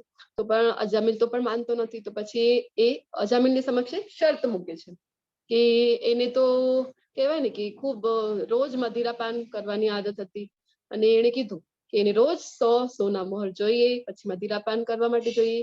આવી બધી જો વ્યવસ્થા કરી આપે તો એ લગ્ન કરવા માટે તૈયાર થાય છે. તો અજામિલ બધી શરતો માની જાય છે, હા પાડી દે છે, અને એની સાથે લગ્ન કરીને ઘરે લઈ જાય છે. પછી એના મા બાપ જે હોય છે વૃદ્ધ, એ ઘર છોડીને ચાલ્યા જાય છે. એનો ત્રાસ એટલો વધી જાય છે, એની પત્ની પણ ઘર છોડીને ચાલી જાય છે. અને પછી થોડોક સમય થતા ગામના જે લોકો હોય છે બધાને ખબર પડી જાય છે કે અજામિલ એ આવું કામ જે કર્યું છે, તો પછી દુષ્કર્મ કર્યું છે. તો એ લોકો એને ભિક્ષાટન આપવાનું બંધ કરી દે છે. પણ ગણિકાની તો શરત હતી કે રોજની 100 સોના મોહર એની જોઈએ. પછી અજામિલ શું કરે છે, તો બધા ખરાબ પ્રવૃત્તિમાં એ દોરાઈ જાય છે કે લૂંટમાટ કરવા માટે ચાલ્યો જાય છે. પછી લોકોના ઘર લૂંટે, બધા ખરાબ કર્મો કરે છે કેવળે ગણિકા માટે. તો પછી આવી રીતે શું થાય છે કે થોડાક વર્ષો વીતી જાય છે. પછી અજામિલને 10 પુત્ર થઈ જાય છે. તો સૌથી નાના પુત્રનો એના જન્મ થાય છે એની ત્યાં. પણ એના ઉપર એક કૃપા થાય છે ભક્તોની. એની ત્યાં બ્રાહ્મણો આવે છે અને એમને કહે છે, અજામિલને કહે છે, ત્યારે અજામિલની એજ 80+ હોય છે. તો અજામિલને એ કહે છે કે તારા નાના પુત્રનું નામ ને નારાયણ રાખજે. તો અજામિલ માની લે છે અને એનું નામ નારાયણ રાખે છે. તો સૌથી નાનો પુત્ર હોય છે, એમાં ખૂબ આસક્તિ અજામિલને. તો દિવસભર એ જ કરે, જેવી રીતે આપણે ભરત રાજાનું જોયું હતું કે હરણમાં ખૂબ આસક્તિ હતી. તો એવી જ રીતે અજામિલને પણ એના નાના પુત્રમાં ખૂબ આસક્તિ. દિવસભર જોઈ કે નારાયણે શું કર્યું છે, નારાયણે કઈ ખાધું કે નહીં, નારાયણ ક્યાં ગયું છે, રમે છે, શું કરે છે. દિવસભર એ નારાયણ નારાયણ નારાયણ કરતો હોય છે. ખૂબ આસક્તિ હોય છે એ પુત્રમાં. પછી થોડાક સમય પાછળ એની તબિયત જે છે ખરાબ થઈ જાય, અને પછી એની મૃત્યુ સમય એનું આવી જાય છે. તો મૃત્યુ સમય આવી જાય, એની આંખ સામે એને દેખાય છે કે મૃત્યુ નો સમય છે, યમના દૂતો તેડવા માટે આવ્યા છે. તો ખૂબ ગભરાઈ જાય છે અને એના મોઢેથી નીકળી જાય છે નારાયણ નારાયણ, જોરથી ચિલ્લાવે છે. તો શું થાય, ત્યાં વિષ્ણુના દૂતો આવી જાય છે. તો જેણે તિલક કર્યું હોય, કંઠીમાળા પહેરી હોય, તુલસીની જે સેવા કરતા હોય, તો એ લોકોને ત્યાં કદી પણ યમના દૂતો નથી આવતા. પછી ત્યાં વિષ્ણુના દૂતો આવી છે. તો વિષ્ણુના દૂતો કેવા હોય છે કે ચતુર્ભુજ, એ પણ વિષ્ણુના જેવા ચતુર્ભુજ હોય છે. તો વિષ્ણુના દૂતો ત્યાં આવે છે. તો યમના દૂતો કહે છે કે અમે આવ્યા છીએ, આ તો ખૂબ દુષ્કર્મ કર્યા છે એને પૂર્ણ જીવન, તો અમે અહીંયા આવ્યા છીએ એની આત્મા લેવા માટે, એના પ્રાણ લેવા માટે. તો વિષ્ણુના દૂતો કે ભલે એને કેટલા પણ દુષ્કર્મ કર્યા હોય, પણ અંતકાલે એને નારાયણનું સ્મરણ કર્યું છે, તો પછી એને તો અમે લઈ જઈશું, આવી રીતે કહે છે. તો પછી બંને એટલે કે યમના દૂતો અને વિષ્ણુના દૂતો, આ પિક્ચરમાં તમે જોઈ શકો છો, તો બંનેના વશમાં ને ખૂબ યુદ્ધ થાય છે, ઘમાસાન યુદ્ધ થાય છે. તો યમના દૂતો ત્યાંથી જાય છે યમરાજ પાસે અને કહે છે કે તમે અમને કીધું નથી કે બીજા પણ લોકો જે છે એવા હોય છે, અને અમને તો એમ થયું કે કોઈનું મૃત્યુ થાય તો પ્રાણ લેવા માટે અમને જ જવાનું છે. તો પછી યમરાજ કે શું થયું, કોણે તમને રોક્યું? તો કે એવા લોકો હતા, એ વર્ણન કરે છે, ચતુર્ભુજ હતા અને એવું બધું વર્ણન કરે છે. તો પછી યમરાજ કે ઓહો, તમે તો ખૂબ ભાગ્યશાળી છો કે તમને તો વિષ્ણુના દૂતોના દર્શન થયા છે. તો ખૂબ દુર્લભ છે વિષ્ણુના દૂતોના દર્શન થવા પણ. તો હું તમને કહેતા ભૂલી ગયો કે અંત સમયે નારાયણ કીધું ને, તો એ આપણી કાર્યક્ષેત્રમાં ન આવે. કોઈ તિલક લગાવે, એ કંઠી માળા પહેરે, તુલસીની સેવા કરે, ભગવાનનું નામ સ્મરણ કરે, અંત સમયે ભગવાનનું નામ લે છે. તો ત્યાં આપણે નહીં જવાનું, ત્યાં વિષ્ણુના દૂતો જાય છે. તો પછી યમના દૂતો ત્યાંથી આવી જાય છે અને વિષ્ણુના દૂતો, હજી એટલી શુદ્ધિ નહોતી ને, નારાયણ નામ તો લીધું હતું અંત સમય, પણ એટલી શુદ્ધિ હજી નહોતી અજામિલમાં. તો એ શું કરે છે કે એને જે આત્મા છે ફરીથી શરીરમાં મૂકીને ત્યાંથી ચાલ્યા જાય છે. પછી અજામિલે આખું દૃશ્ય પોતાની આંખો સમક્ષ જોયું હતું કે કેવી રીતે વિષ્ણુના દૂતો અને યમના દૂતો વચ્ચે કેવું ઘમાસાન યુદ્ધ થયું.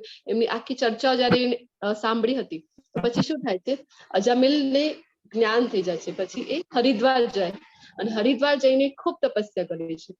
તો પછી ભગવાનનું ખૂબ નામ સ્મરણ કરે, ખૂબ તપસ્યા કરે. તો પછી જયારે શુદ્ધિ આવી જાય છે, ત્યારે જે વિષ્ણુના દૂતો ફરીથી આવે છે, વિમાન લઈને આવે છે અને પછી અજામિલને ત્યાં આપણે જોઈ શકીએ છીએ કે સદેહ જે છે સ્વર્ગલોકમાં, વૈકુંઠ લોકમાં લઈ જાય છે. તો ભગવાન કહે છે ને કે અંતકાલે ચ મામ એવ સ્મરણ મુક્ત્વા કલેવરમ. તો અંતકાલે ભગવાનનું નામ લઈએ તો શી ગતિ થાય. અહીંયા આપણે જોયું છે કે એનો અર્થ એ નથી કે આખી લાઈફ ટાઈમ દુષ્કર્મો કરો અને અંત સમયે, એ તો ભગવાન એટલા દયાળુ છે કે એને તો ભગવાનને સ્મરણ કર્યું ન હતું, પોતાના પુત્રનું નામ, જેનું નામ નારાયણ હતું, એનું સ્મરણ માત્ર કર્યું હતું, તો પણ ભગવાન એના માટે વિષ્ણુના દૂતો મોકલે છે. તો જો આપણે જાણી જોઈને ભગવાનને, જો આપણે ભગવાનનું સ્મરણ કરીએ તો પછી આપણે તો જરૂરથી ભગવત ધામમાં સ્થાન મળે છે. આવી રીતે ભગવાને જે કીધું છે એ સાચું છે કે અંતકાલે ભગવાનનું સ્મરણ કરીએ તો ભગવાનના ધામમાં આપણને એન્ટ્રી મળે છે. માતાજી ખૂબ સરસ, આખી સ્ટોરી એ ભૂલી ગઈ હતી, અત્યારે યાદ આવી ગઈ પાછી. હરે કૃષ્ણ માતાજી. હરે કૃષ્ણ માતાજી, ધન્યવાદ. તો પછી ભગવાન ફરીથી જણાવી રહ્યા છે કે અભ્યાસ યોગ યુક્તેન ચેતસા નાદ્યગામિના પરમ પુરુષમ દિવ્યમ યાતિ પાર્થાનુચિંતયન. હે પાર્થ, જે મનુષ્ય પોતાના મનને મારું સ્મરણ કરવામાં સદા મગ્ન રાખીને અવિચળ ભાવથી પૂર્ણ પુરુષોત્તમ પરમેશ્વર રૂપે મારું ધ્યાન કરે છે, તે નિશ્ચિતપણે મને પ્રાપ્ત કરે છે. તો ભગવાનનું ધ્યાન કરવું છે. કેવી રીતે? તો ભગવાનનું ધ્યાન આપણને, પૂર્ણ પુરુષોત્તમ પરમેશ્વર ભગવાન છે, એ જે જયારે આપણને ખબર હોય અને આપણે જે કોઈ પણ નિષ્કામ ભાવે, આપણે જોયું હતું ને કે કોઈ કામના વગર ભગવાનના 7મા અધ્યાયમાં, કાલના અધ્યાયમાં આપણે જોયું હતું કે 4 પ્રકારના જે લોકો છે, તો એ ભગવાનના શરણે આવે છે. ભગવાન એને કહે છે કે સુકૃતિનો કયા હતા? જિજ્ઞાસુ, અર્થાર્થી, આર્ત જે દુઃખી છે, અને જ્ઞાની. તો જ્ઞાની. એમાંથી બધા, જી માતાજી, કોઈને કોઈ ઈચ્છા સાથે બધા જાય છે. પણ જો આપણે ભગવાનનો ભક્ત જે હોય છે ને, એને ખબર હોય કે કૃષ્ણ જે છે, કૃષ્ણ જ આપી શકે છે, બીજું કોઈ આપી શકતું નથી, બીજા કોઈની તાકાત નથી. બીજા કોઈ દેવી દેવતાઓ પણ જો આપે છે ને, તો કૃષ્ણના થ્રુ જ આપી શકે છે. કૃષ્ણ જ એમને પાવર આપી છે, જેની કારણે આપી શકે છે. તો પછી આપણે કૃષ્ણનું ધ્યાન એવી રીતે કરીએ તો પછી શું થાય? તો ભગવાનને આપણે નિશ્ચિતપણે આપણે ભગવાનની પ્રાપ્તિ કરી શકીએ છીએ. તો હંમેશા ભગવાનના નામમાં આપણે ભગવાનનું સ્મરણ કઈ રીતે કરી શકીએ? તો કવિમ પુરાણમ અનુશાસિતારમ અણો રણિયામ સમસુ સમમનુ સ્મરિદ્ય સર્વસ્ય ધાતાર રમચિંત રૂપમ આદિત્ય વર્ણમ તમસ પરસ્તાદ. મનુષ્ય પરમ પુરુષનું ધ્યાન કેવી રીતે કરવું જોઈએ? તો સર્વજ્ઞ, કવિમ એટલે કે સર્વજ્ઞ, જે બધું જાણે છે, જે ભૂતકાળમાં થઈ ગયું છે, વર્તમાનમાં ચાલી રહ્યું છે, અથવા તો જે કંઈ પણ ભવિષ્યકાળમાં થવાનું છે, એ બધું જે જાણે છે તેને કવિ કહેવામાં આવે છે. કવિ એટલે કે અહીંયા જે કવિતાઓ લખે છે એ કવિ નહીં, તો કવિમ. પછી પુરાતન, ભગવાન કેવા છે? તો પુરાતન છે. આપણે જોયું હતું ને કે બ્રહ્માજી કહે છે કે સર્વ કારણ કારણમ ઈશ્વર પરમ કૃષ્ણ સર્વ કારણ કારણમ.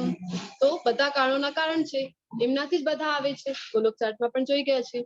એટલે કે સૌથી પુરાતન છે. પુરાતન છે એનો અર્થ એ નથી કે હવે એટલા સમયથી છે, હવે ગરડા થઈ ગયા છે, હવે વૃદ્ધ થઈ ગયા છે, એવું નથી. બ્રહ્માજી બ્રહ્મ સંહિતામાં આગળ પણ એવું કહે છે કે નવ યૌવનમ છે. કૃષ્ણ કેવા છે?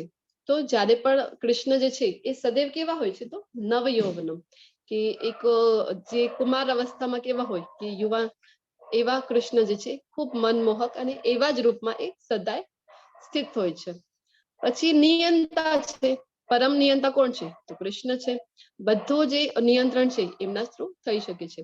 પછી લઘુતર થી પણ લઘુત્તમ છે કે એટલા લઘુતર થી લઘુત્તમ એટલા સૂક્ષ્મ ભગવાન થઈ શકે છે કે આપણા હૃદયમાં જે આત્મા છે, આત્મામાં પણ પરમેશ્વર સ્વરૂપે એ વિરાજે છે. આત્માનું સાઈઝ કેટલું છે? હરે કૃષ્ણ, બીજા અધ્યાયમાં આપણે જોયું હતું ને. વાળની ટોચના 10,000 નું ભાવ. શું સમાન? જી જય શ્રી માતાજી, ખૂબ ખૂબ ધન્યવાદ. તો વાળનો જે અગ્રભાગ છે એના 10,000મો ભાગ, એટલો આત્માનો એટલો સૂક્ષ્મ સાઈઝ છે. તો એમાં પણ પરમાત્મા સ્વરૂપે ભગવાન જે છે પ્રવેશ કરી શકે છે. એટલા લઘુતરથી પણ લઘુત્તમ છે. પછી સર્વના પાલન કરતા છે, તો બધાનું પાલન ભગવાન પોતે કરે છે. પછી એ ભગવાનમાં ન માને, નાસ્તિક હોય તો પણ ભગવાન એવું નથી કરતા કે કઈ ભેદભાવ કરે. તો આ નાસ્તિક છે તો ચલો આ એટલા એરિયામાં નાસ્તિક લોકો રહે છે તો ત્યાં વર્ષા નથી કરવી, ત્યાં સૂર્યપ્રકાશ નથી મોકલવો, એવું ભગવાન ક્યારેય નથી કરતા. ભગવાન નાસ્તિકોને પણ પાલે છે, બધાના પાલન કરતા છે. સમસ્ત ભૌતિક કલ્પનાથી પર છે. ભગવાનને આપણે ક્યારે પણ કલ્પી પણ ન શકીએ કે ભગવાન કેવા છે. ભગવાનને કેવળ ભક્તિથી જાણી શકાય છે. અચિંત્ય છે તથા જે હંમેશા એક વ્યક્તિ છે, નહીં કે નિરાકાર. કે આપણે જોયું હતું ને કે લોકો એમ માને કે એક તું હિ નિરાકાર. આપણા બધાનું ભૌતિક પ્રકૃતિમાં બધી વસ્તુઓનો બધાનો આકાર છે, પણ પરમાત્મા કેવા છે એમને પૂછીએ આપણે તો એ તો નિરાકાર છે. ભગવાન નિરાકાર નથી, એક વ્યક્તિ છે. વ્યક્તિ તરીકે એમને આપણે હંમેશા પૂજવું જોઈએ. ભગવદ ગીતામાં ભગવાને ઘણી વખતે કીધું છે. એ તરીકે આપણે ભગવાનનું ધ્યાન કરવું જોઈએ. તેઓ સૂર્ય સમાન તેજસ્વી છે, દિવ્ય છે અને આ ભૌતિક પ્રકૃતિથી પર છે. ભૌતિક પ્રકૃતિ એટલે કે ભૌતિક પ્રકૃતિના જે ગુણો છે એ ભગવાનને સ્પર્શી શકતા નથી, કારણ કે ભગવાન એના ભૌતિક પ્રકૃતિના પણ સ્વામી છે, એટલે ભૌતિક પ્રકૃતિથી પર છે. અનન્ય ચેતા સતતમ યો મામ સ્મરતિ નિત્યશઃ તસ્યાહમ સુલભ પાર્થ નિત્ય યુક્તસ્ય યોગિનો.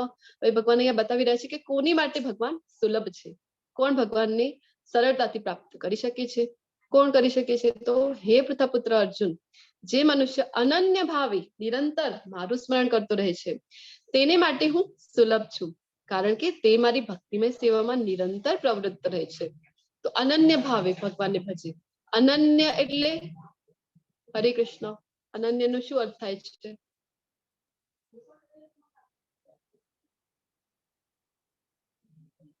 અશ્વિની માતાજી, રશ્મિ માતાજી. સદભાવ પૂર્વક અથવા ભગવત ભાવ પૂર્વક જે ચિંતન મનન કરે છે તેને અનન્ય ભાવ કહેવાય. ઓકે, જય શ્રી માતાજી. ફક્ત કૃષ્ણ અને કૃષ્ણની જ ભક્તિ, અનંત બીજા કોઈ અન્ય નહીં એમ. જી બેલા માતાજી, ખૂબ સરસ. કેવળ અને કેવળ કૃષ્ણ. અનન્ય એટલે કેવળ કૃષ્ણ, બીજું કોઈ નહીં, અન્ય કોઈ નહીં, કેવળ કૃષ્ણ. તો એવા ભાવથી હવે આપણે જે છીએ, આપણી શ્રદ્ધા કેવી છે, આપણી ભક્તિ કેવી છે, તો આપણે બધામાં માનીએ. આપણે તો પેલા દેવી દેવતામાં પણ માનીએ, પેલા દેવમાં પણ માનીએ, બધાને આપણે માનીએ છીએ. તો બધા દેવી દેવતાઓ છે એ કૃષ્ણથી જ આવે છે. આપણે જોયું હતું ભૌતિક જગત કેવી રીતે બને છે, આખું જગતનું બ્રહ્માંડનું સર્જન કેવી રીતે થાય છે, બધું આપણે ગોલોક ચાર્ટમાં ડિટેલમાં જોઈ ગયા છીએ. તો એનો અર્થ એવો નથી કે જે દેવી દેવતાઓ છે એમને રિસ્પેક્ટ નથી કરવાની. રિસ્પેક્ટ તો બધાની કરવાની છે આપણે, પણ આપણને ખબર હોવી જોઈએ કે ભક્તિ કોની કરવી છે. તો અનન્ય ભાવે એટલે કેવળ કૃષ્ણ. કૃષ્ણને જો ભજીએ નિરંતર, જો કૃષ્ણનું સ્મરણ કરે તો ભગવાન કહે છે કે એની માટે હું સુલભ છું. તો ભક્તિમય સેવામાં ફરીથી અહીંયા ભક્તિમય સેવાની વાત ભગવાન કરી રહ્યા છે. ઘણા લોકો કહે ને કે ક્યાં છે ભગવદ ગીતામાં ક્યાં કીધું છે કે તમે કામ ધંધા કઈ કરવાના નથી અને મારી જ ભક્તિમય સેવા કરવાની છે. તો ભગવાને તો નિયત કર્મનો ત્યાગ કરવાનું ક્યારે જ નથી કીધું. નિયત કર્મ તો આપણને કરવાના જ છે, પણ એની સાથે ભગવાન જે વાત કરી રહ્યા છે તો ભક્તિમય સેવા સાથે આપણે જે કંઈ પણ કરીએ છીએ એ કરવાનું છે. આપણે જે કંઈ કરીએ છીએ એના સેન્ટરમાં કૃષ્ણને રાખવાનું છે. તો ભૌતિક વિશ્વ અને આધ્યાત્મિક વિશ્વ વચ્ચે શું તફાવત છે? હરે કૃષ્ણ, તમે મને જણાવો. આ ભૌતિક જગત જે આપણે રહીએ છીએ અને આધ્યાત્મિક જગત એટલે ભગવાનનું ધામ, કઈ ફરક છે એમાં? ભૌતિક વિશ્વમાં જે 3 માયા છે, સત્વગુણ, રજોગુણ અને તમોગુણ, જ્યારે આધ્યાત્મિક વિશ્વમાં એ માયા નથી, 3 ગુણ નથી. જી માતાજી, ત્રિગુણી માયામાં આપણે બધા જે છે ફસાયેલા છીએ. ખૂબ સરસ માતાજી. તો હવે આપણે જોઈએ કે કૃષ્ણ શું કહે છે. મામુપેત્ય પુનર્જન્મ દુઃખાલયમ અશાશ્વતમ નાપ્નુવંતિ મહાત્માનો સંસિદ્ધિમ પરમામ ગતા. મને પ્રાપ્ત કર્યા પછી મહાત્માજનો કે જેઓ ભક્તિયોગી છે તેઓ દુઃખમય એવા આ ક્ષણભંગુર જગતમાં કદાપી પાછા આવતા નથી, કારણ કે તેમણે પરમ સિદ્ધિ પ્રાપ્ત કરી છે. અહીંયા ભગવાન પોતાના ધામની વાત કરી રહ્યા છે કે જેને ભગવાનના ધામમાં એન્ટ્રી મળી ગઈ છે, ભગવાનના ધામને જેને પ્રાપ્ત કરી લીધો છે, તો એ ફરીથી આ ભૌતિક જગતમાં નથી આવતા. શું કામ આવે? હવે જોઈ ગયા કે કેટલા હેરાન થઈએ, ત્યાર પછી આપણને મનુષ્ય એટલી બધી યોનિઓમાં હેરાન થઈને પછી મનુષ્ય જન્મ મળે છે, મનુષ્ય યોનિમાં જન્મ મળે છે, અને એની પાછળ પણ કેટલો પ્રયત્ન ભક્તિમય સેવા કરીને પછી જો ભગવાનના ધામમાં એન્ટ્રી મળી છે, તો પછી ફરીથી આવા લોકો અહીંયા ફરીથી નથી આવતા. શું કામ આવે અહીંયા હેરાન થવા માટે? આ જે ભૌતિક સંસાર છે એ ભગવાન કહી રહ્યા છે કે મામુપેતે, એટલે કે મેં જે ભૌતિક જગત બનાવ્યું છે, ભગવાન કહે છે કે ભગવાને આ ભૌતિક જગતની સર્જન જે કર્યું છે, તો ભગવાન પોતે શું છે? આ ભૌતિક જગતના મેન્યુફેક્ચરર છે. તો આ ભૌતિક જગતના જે મેન્યુફેક્ચરર છે ને, એ કહી રહ્યા છે કે આ જે ભૌતિક જગત છે કેવું છે? તો દુઃખાલય મને અશાશ્વતમ છે, કે અહીંયા બધાને દુઃખ, કોઈ ને કોઈ બાબતમાં આપણે દુઃખી હોઈએ જ છીએ. હવે આપણામાંથી કોઈ એવું છે જે કહી શકે કે ના અમે તો બહુ સુખી છીએ?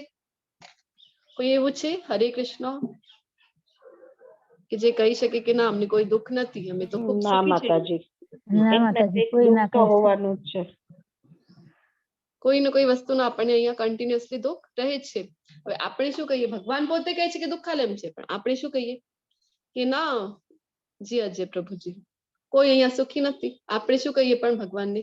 આપણે તો પ્રયત્ન જ નથી કરતા દુઃખાલયમથી પાર કરીને આધ્યાત્મિક જગત સુધી જવા માટે. આપણે પ્રયત્ન જ નથી કરતા, કારણ કે ક્યારે આપણે શાસ્ત્ર જ નથી વાંચતા. આપણે શું કહીએ ભગવાનને કે ના ભગવાન અહીંયા તો ખૂબ મજા છે, ખૂબ મજા છે, તમે આવીને તો જો, ફર્સ્ટ ડે ફર્સ્ટ શો તમે કોઈ મૂવી જોઈ તો જુઓ, કેટલી મજા છે. વીકેન્ડમાં અમે અલગ અલગ જગ્યાએ ફરવા જઈએ છીએ, પછી જયારે લોંગ વેકેશન આવે ત્યારે અમે લોંગ ટૂરમાં જઈએ, અમે અલગ અલગ જગ્યાએ ફરીએ છીએ, શિમલા મનાલી, કેટલી મજા આવે છે. આપણે તો બસ ભોગવવામાં જ બિઝી હોઈએ છીએ. તો આપણે કહીએ ભગવાન પોતે કહે છે કે આ દુઃખાલયમ છે, પણ આપણે માનવા તૈયાર હોતા નથી. હે અર્જુન, આ ભૌતિક જગતમાં સર્વોચ્ચ લોકથી માંડીને નિમ્નતમ સુધીના બધા જ દુઃખોના સ્થાન છે. હવે ભૌતિક જગત નું સર્વોચ્ચ લોક કયું છે? ગોલોક ચાર્ટમાં આપણે જોયું હતું ને, 14 લોક જોયા હતા ગોલોક ચાર્ટમાં, કે એક ભૌતિક જગતમાં 14 લોક છે. તો સૌથી ઊંચો લોક કયો હતો? સ્વર્ગલોક. હરે કૃષ્ણ. સ્વર્ગલોક હતું. ના માતાજી, પૃથ્વીની ઉપરના 6 લોક છે, આપણે જોયા હતા ને. બ્રહ્મલોક. બ્રહ્મલોક. સત્યલોક. જી સાચી માતાજી, જય ગૌ- શ્રી ખૂબ ખૂબ ગૌ- ધન્યવાદ તમારા બધાનો. સત્યલોક, બ્રહ્માજીનો જે લોક છે ને, સત્યલોક. એ ભૌતિક જગતમાં સૌથી ઊંચો જે લોક છે એ બ્રહ્માજીનો છે. તો 14 લોકમાં સૌથી ઊંચો લોક આવે છે. તો સૌથી ઉચ્ચ લોકથી માંડીને સૌથી નીચે સુધીના ભગવાન શું કહી રહ્યા છે? આ ભૌતિક જગતના જેટલા પણ લોકો છે ને, એ ભલે ને ઉચ્ચ લોક કેમ ન હોય, ફરક શું છે કે પૃથ્વી લોક ઉપર આપણે છીએ, ભૂલોક ઉપર છીએ, તો એનાથી ઉચ્ચતર ગ્રહો જે છે ત્યાં જો ઉચ્ચ લોકમાં જો જન્મ મળે તો શું થાય? એક તો આયુષ્ય ખૂબ વધી જાય છે, અને બીજું ત્યાં આપણે ઇન્દ્રિયો પર વધારે સક્ષમ હોય છે અને વધારે ભોગો ભોગવવા મળે છે. ફરક એટલું જ છે, અને ત્યાં આયુષ્ય વધારે છે.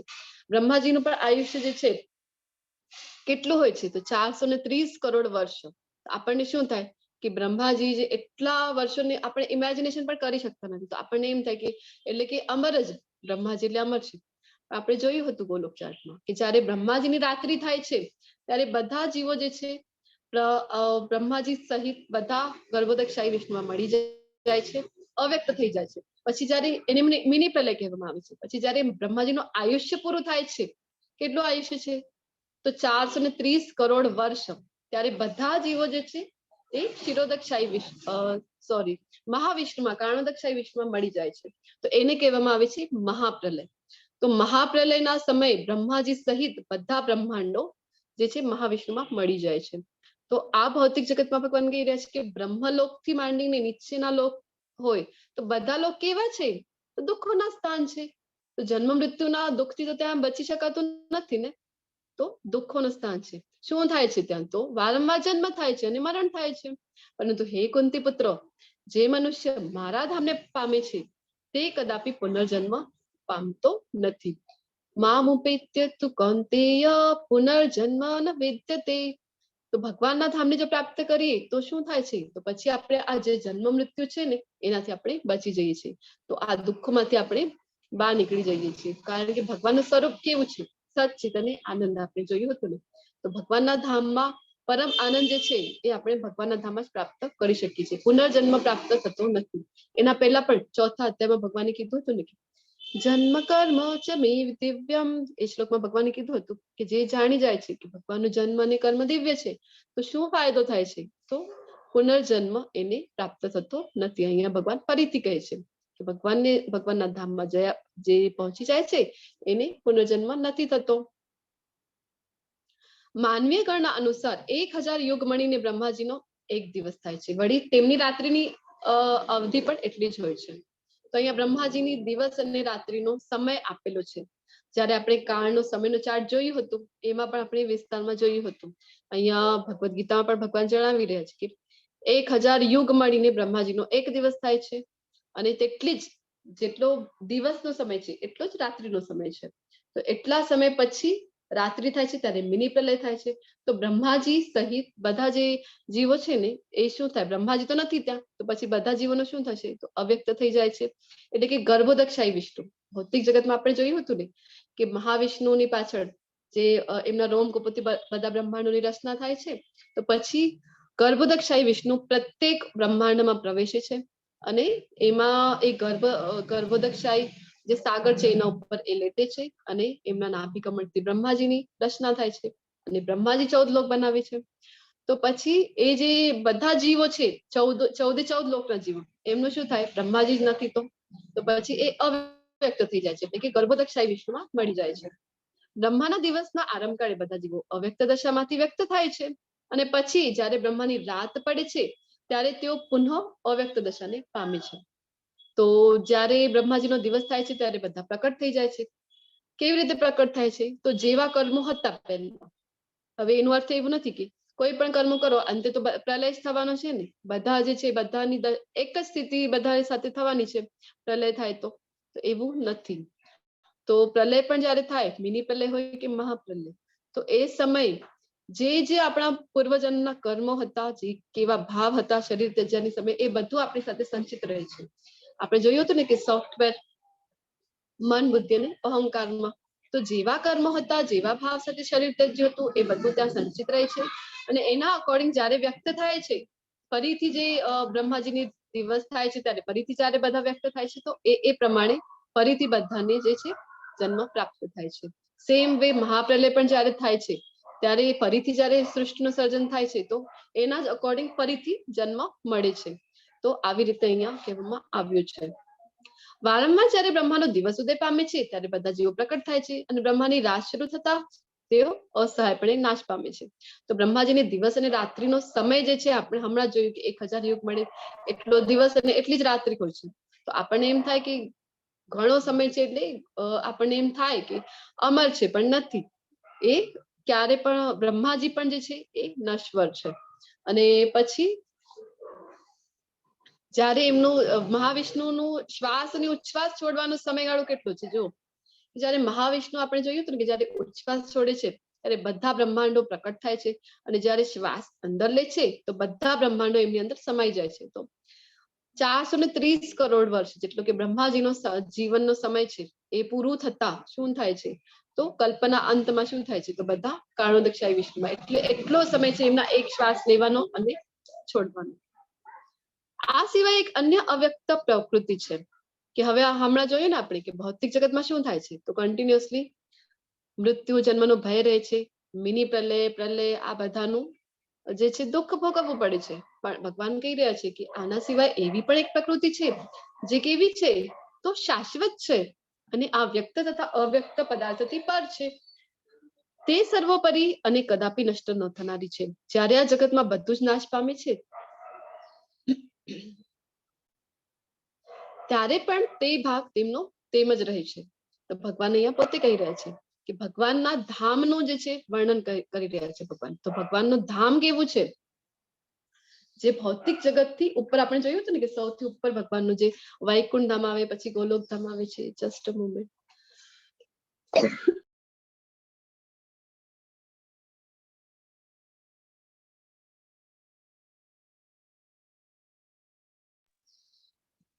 હરે કૃષ્ણ. તો ભગવાનનું ધામ કેવું છે?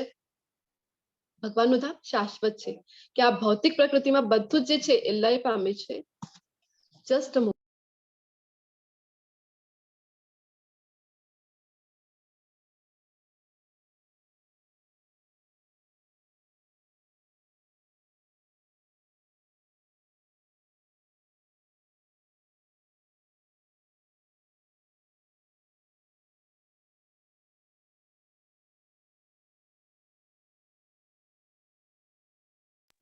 હરે કૃષ્ણ. તો ભગવાનનું ધામ કેવું છે? તો શાશ્વત છે. તો આ જે ભૌતિક પ્રકૃતિમાં આપણે છીએ તો આપણે સતત ભય છે પ્રલયનો, મિની પ્રલયનો, પણ ભગવાનનું જે ધામ છે એ એવું ને એવું જ રહે છે. ત્યાં કોઈ પણ ચિંતા રહેતી નથી.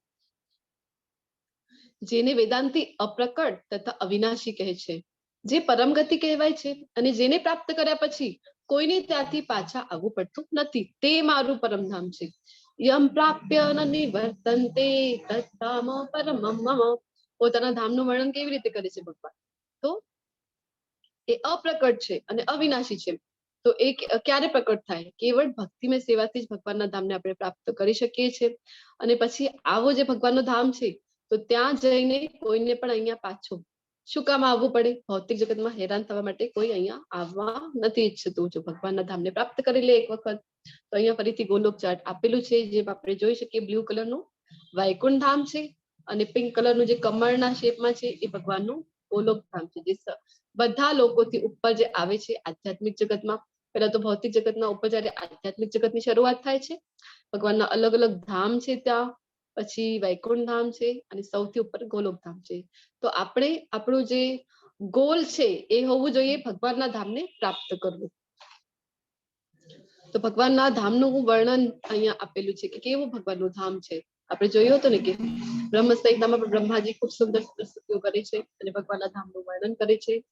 તો આવું ભગવાનનું સુંદર ધામ છે. ત્યાં બધા જે છે ને ભગવાન સાથે અલગ અલગ રસમાં ભગવાનને પ્રેમ કરે છે. વાત્સલ્ય રસ છે, પછી સાખ્ય રસ છે, દાસ્ય રસ છે, અને માધુર્ય રસ છે. યશોદા મૈયા વાત્સલ્ય રસમાં ભગવાનને જો પૂજે છે. તો કેવી રીતે છડી લઈને એ ભગવાનની પાછળ પડ્યા છે ભગવાનને શોધવા માટે, અને ભગવાનને આવી રીતે જોઈને કૃષ્ણ ભગવાન જે મૈયાને જોઈ છે ને આવી રીતે, તો ભગવાન પણ ખૂબ ગભરાઈ જાય છે કે હવે તો મારી પિટાઈ થવાની છે.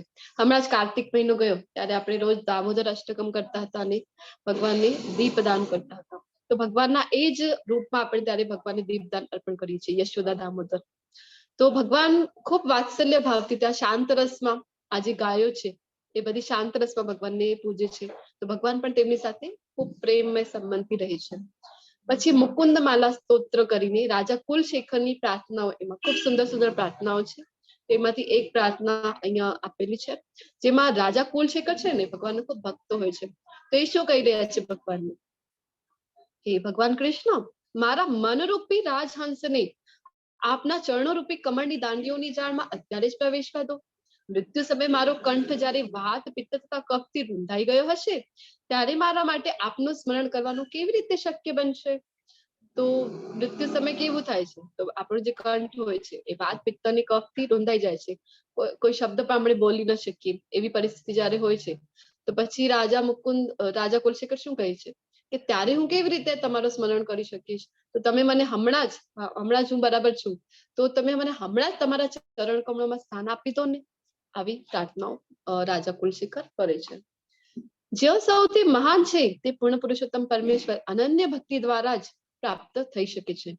તેઓ પોતાના ધામમાં વિદ્યમાન રહે છે, તેમ છતાં તેઓ સર્વત્ર વ્યાપેલા છે અને તેમની અંદર બધું જ સ્થિત છે.